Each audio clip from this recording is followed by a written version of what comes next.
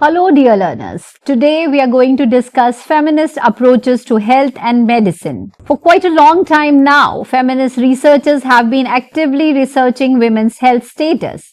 Women's health has always been a central theme for feminist researchers. In the 1970s, during the second wave of feminism, there were strong debates on sexuality, abortion and contraception. Since the early 1980s, much focus has been placed on research with increasing sophistication across feminist theories. Today, there is a special emphasis on women's health concerns related to menstruation, menopause, mental health, AIDS, sexual health, and so on. Feminist researchers are also actively researching the impacts of sexual abuse and violence in childhood on women's health later. Research on cancers, heart diseases and substance abuse has always been the talk of the town. The vast majority of the research available to date has always been qualitative. Feminist ideology is distinguishable from its epistemological and theoretical perspectives. It has overlapped with several other theories and research around women's health. Distilling feminism approach to health psychology is not straightforward. Rather, it has always been a consistent orthodoxy of feminism. There are several different feminists with different priorities and practices. One could easily distinguish them as postmodernist, feminist empiricism, critical realist, and so on. Feminist research has historically maintained a critical stance, operating from the foundational assumptions that the traditional methodologies used to study women's life are deeply influenced with androcentric biases. This critique centers on the phallocentric nature of medical discourse, which has traditionally positioned the male body as the universal standard and the female body as a specialized, often pathological deviation. According to Murray and Chamberlain 1999, early feminist researchers in the field focused primarily on the rigorous critique of inherited gender perspectives, seeking to deconstruct how scientific objectivity often masks patriarchal intentions. Feminist research has historically maintained a critical stance, operating from the fundamental assumption that traditional methodologies used to study women's lives are deeply infused with androcentric biases. This critique centers on the phallocentric nature of medical discourse, which has traditionally positioned the male body as the universal standard and the female body as a specialized, often pathological deviation. According to Murray and Chamberlain 1999, early feminist researchers in this field focus primarily on the rigorous critique of inherited gender perspectives, seeking to deconstruct how scientific objectivity often masks patriarchal interests. The primary target of this feminist critique have been the domains of reproductive and mental health, where women's experiences are most frequently medicalized or dismissed. In reproductive health, researchers argue that the focus has often been on fertility management and population control rather than the actual well-being or reproductive sovereignty of the woman. Similarly, in the realm of mental health, feminist scholars have challenged the historical tendency to label the physiological and psychological consequences of subordination and patriarchal oppression as individual hysteria or hormonal instability. By reframing women's health requirements as both a consequence and a representation of structural inequality, the research transition provides the necessary academic scaffolding for the daughter discount and reproductive debt framework. As stated by Vindhya 2007, moving beyond mere critique allows for the development of new gender-sensitive methodologies that prioritize the lived self-cognition of women over biased medical myths. The shift is essential for ensuring that healthcare policies in 2026 act as a biological shield rather than a tool of further marginalization. The health movements under feminism empowered women to gain knowledge regarding their health and taught them how to battle the strong, oppressive, paternalistic practices across healthcare systems. Gender medicine is a relatively new phenomenon that precisely focuses on the impacts of gender on general health. Let us understand the feminist health movement of 1960s and 1970s.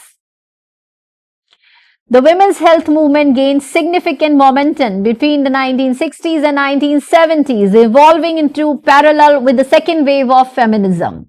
The movement was grounded in the radical recognition that women's bodies had historically been treated as vessels to medical male dominance rather than autonomous entities.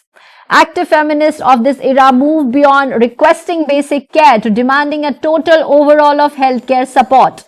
As noted by Shai, Koffler and Dolev 2021, they simultaneously fought to eliminate sexualism, the reduction of women to their sexual functions, and challenged the paternalistic medical community that often dictated women's health choices without their informed consent.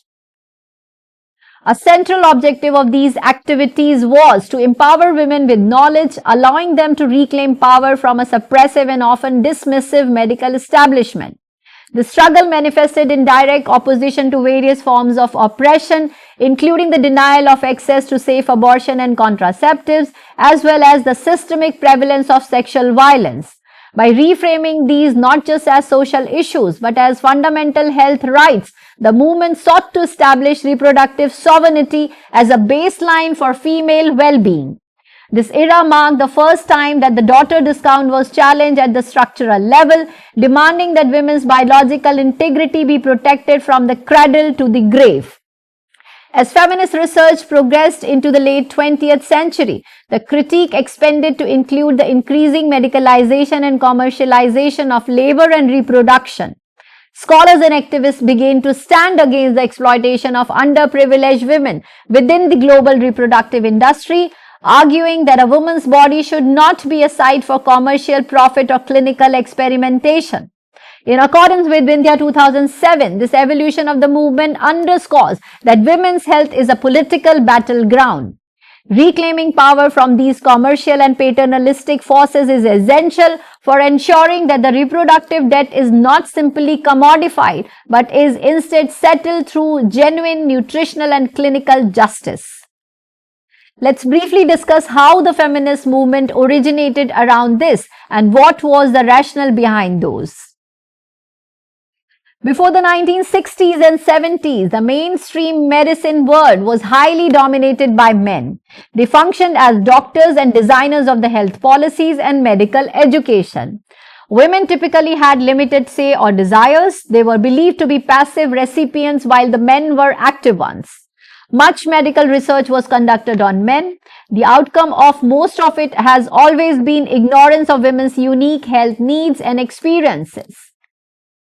The women's health movement addressed gender-specific health concerns and promotes equitable healthcare access.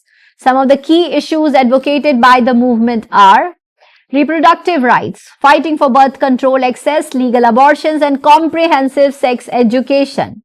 Next, medicalization of women's bodies, questioning the overuse of practices like psychoactive drugs and challenging the dominance of primarily male doctors.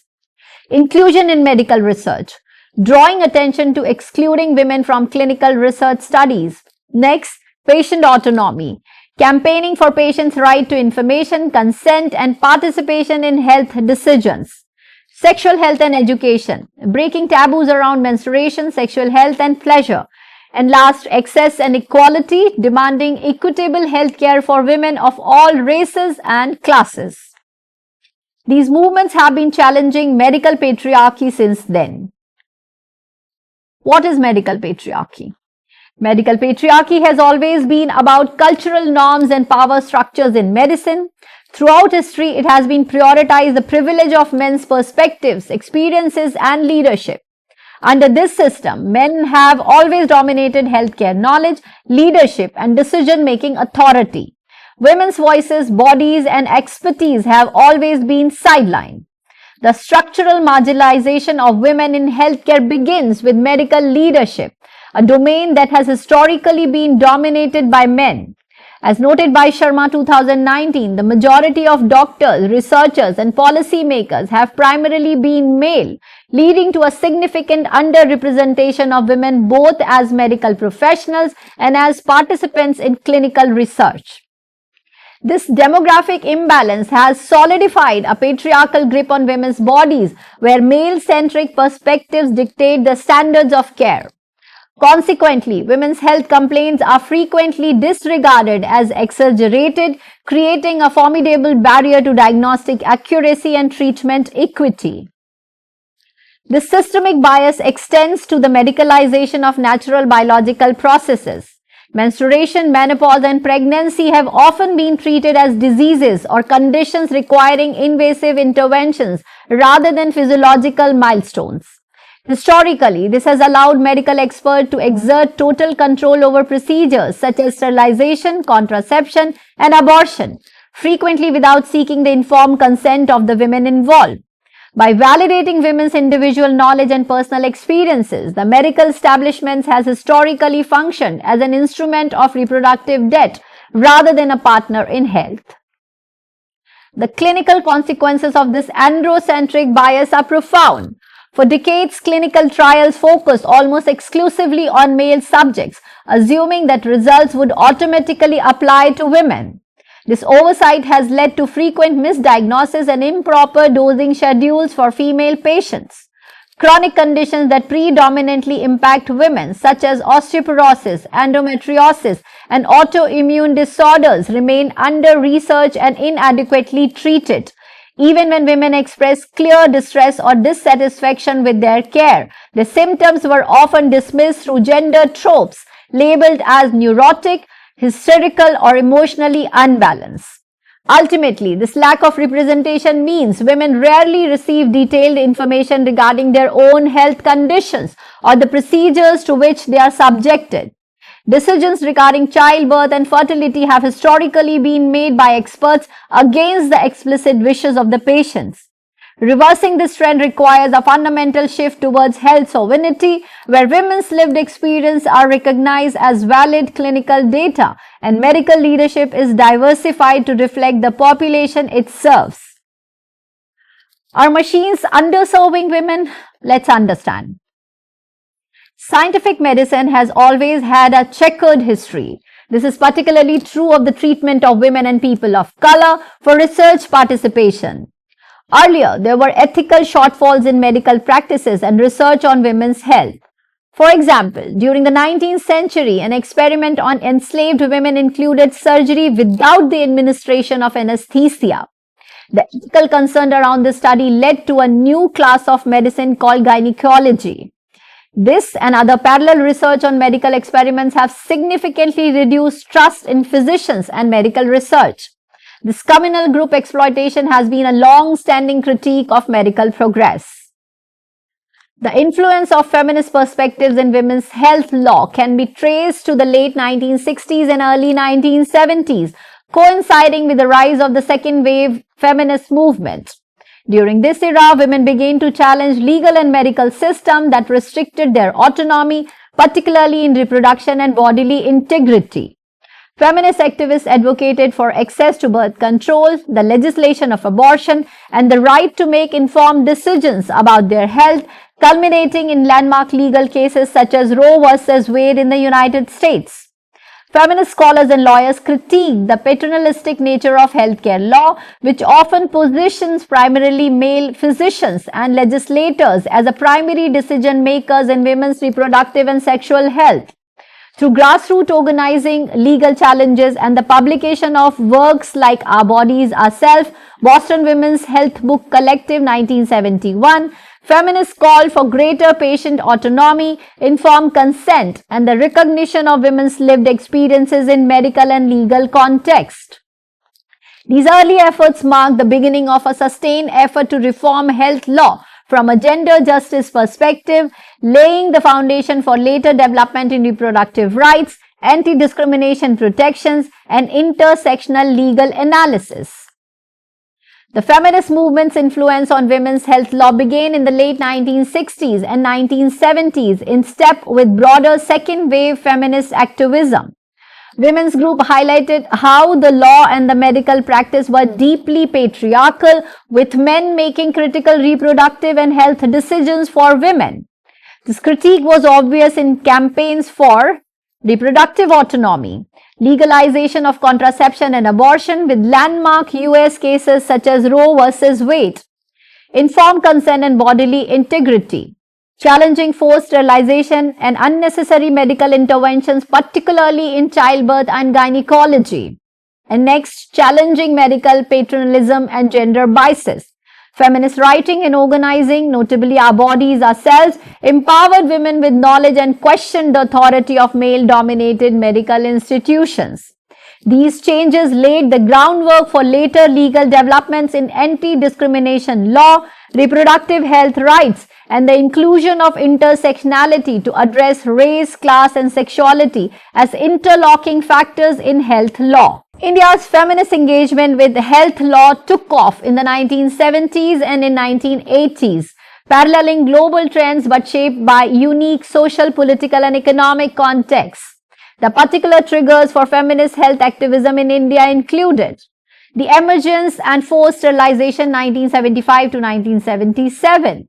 During this period, the Indian government's aggressive family planning policies, often involving coercive mass sterilization of both men and women, raised the alarm about bodily autonomy, consent, and the intersection of gender, class, and caste. Feminist groups demanded an end to coercion and called for voluntary, informed, and respectful reproductive health services. Maternal health and unsafe abortion. Lack of access to safe abortions and maternal care was and remained a significant cause of mortality and morbidity. Feminist advocacy pushed for implementation and awareness of the Medical Termination of Pregnancy Act of 1971, while highlighting that social stigma and unequal access limited its impact. Dowry deaths and medical legal issues. The rise in recognition of dowry deaths and domestic violence cases led to reforms in criminal law and a push for medico-legal protocols that protected women's rights. Modern Indian feminist legal activism on health includes, first, reproductive rights, continuing advocacy for accessible and safe abortion, challenging sex-selective abortion without stringent women, and pushing for comprehensive sexual and reproductive health education. Anti-discrimination intersectionality. Feminist lawyers and organizations highlight how Dalit, Adivasi, disabled, LGBTQIA+, and other marginalized women face compounded discrimination in healthcare, calling for structural reforms. Menstrual health. The Pink Tax Campaign, advocacy for free sanitary products, and legal efforts to end taboos and discrimination around menstruation. Assisted reproductive technologies and surrogacy. Critical scrutiny of the surrogacy industry and the rights and exploitation of surrogate mothers, leading to legal reforms such as the Surrogacy Regulation Act of 2021. The key legal milestones and ongoing struggles are Medical Terminations of Pregnancy Amendment Act of 2021, which extends grounds and gestational limits for legal abortion, aligning the law more closely with autonomy and health. Next, the Protection of Women from Domestic Violence Act 2005, broader legal protection for women facing violence with recognition of health impacts. Feminist engagement on surrogacy and ART. Ongoing debate over commercial surrogacy's right, exploitation, and social dimension.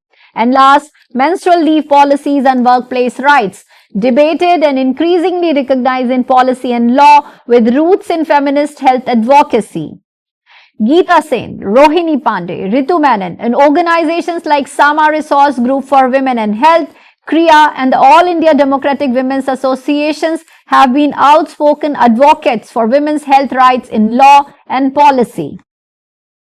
The earliest feminist interventions in health law emerging predominantly in the women's rights movements of the 1960s and 70s focus on gaining autonomy over reproductive rights, including access to contraception and abortion.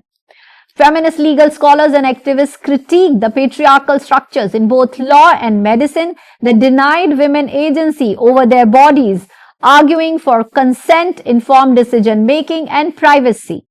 Landmark cases such as Roe versus Wade, 1973 in the United States, epitomize this wave, framing reproductive freedom as a constitutional right and feminist issue. As feminist thought evolved, so did critiques of the limits of a narrow right-based approach, particularly for women of color, low-income women, and other marginalized groups. Black and intersectional feminists highlighted how social, economic, and racial inequalities further denied many women meaningful access to reproductive health, even where legal rights technically existed. This shift from a sole focus on legal rights to a broader reproductive justice framework demanded that health law consider the realities of poverty, discrimination, and systemic barriers. Legal scholars like Kimberly Crenshaw, Dorothy Roberts, and others brought intersectionality to the forefront, emphasizing how health law and policy often perpetuates multiple and overlapping forms of discrimination. This perspective challenged law and medical policies built on neutral or universal assumptions, insisting that the law take account of differences in race, sexuality, immigration status, ability, and more. For example, forced sterilization of women of color, unequal access to maternal health care, and criminalization of pregnancy outcomes were condemned not just as individual injustices, but as products of intersecting systems of oppression.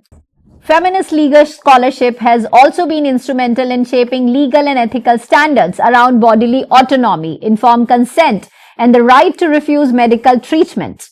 Debates around coerced medical interventions during childbirth, forced cesarean sections, and state interventions in addictions and pregnancy have all been informed by feminist critiques of medical authority and the need for genuine patient-centered care.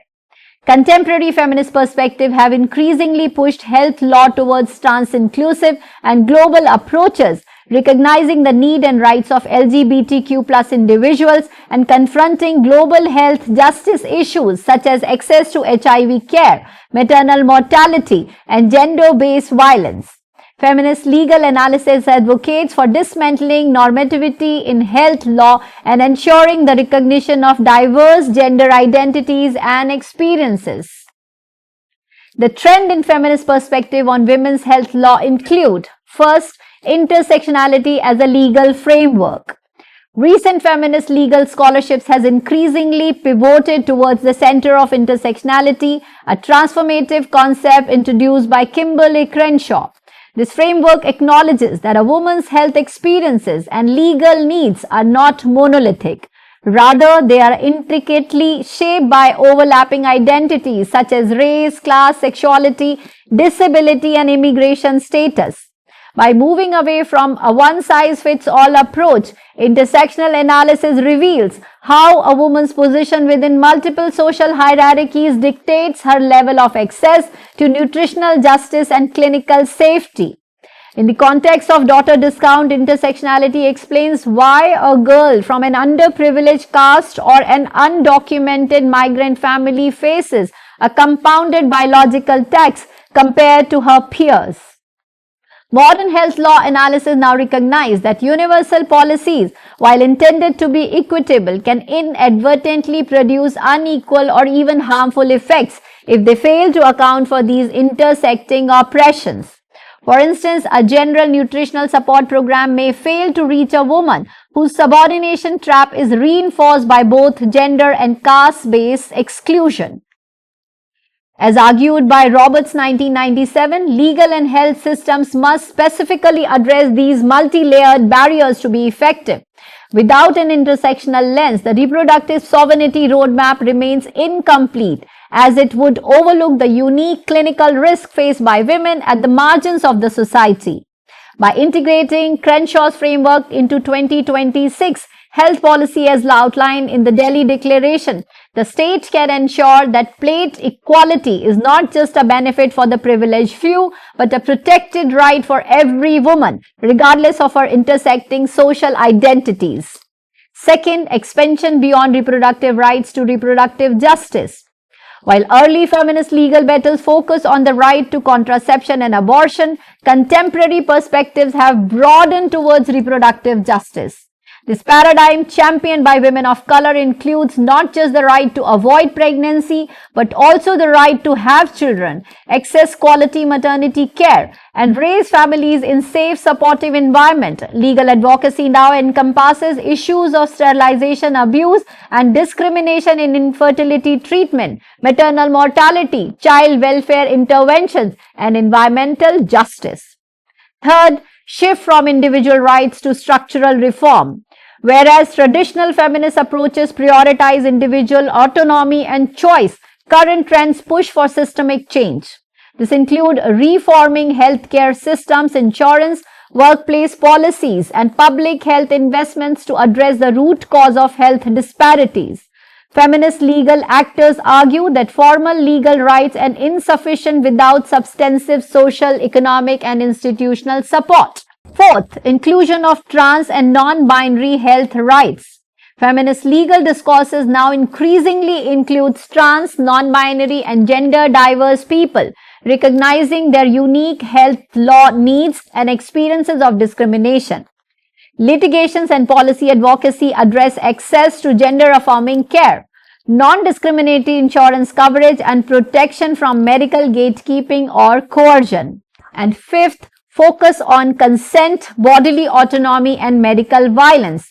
Contemporary feminist perspectives highlight issues such as obstetric violence, forced or coerced sterilization, and the criminalization of pregnancy outcomes, for example, the substance use. Law and policy are scrutinized for upholding or limiting women's and birthing people's right to informed consent, bodily autonomy, and refusal of unwanted medical interventions. Sixth, global and comparative approaches. There is a rise in the engagement with the health law across the globe to examine how colonial legacies and trade agreements impact women's rights to their health. Several feminists are also concerned about the voice of international organizations in these contexts. Transnational feminist legal work includes advocacy for access to HIV/AIDS care, campaigns against female genital cutting, and addressing maternal mortality disability. And last, integrating social determinants of health into law.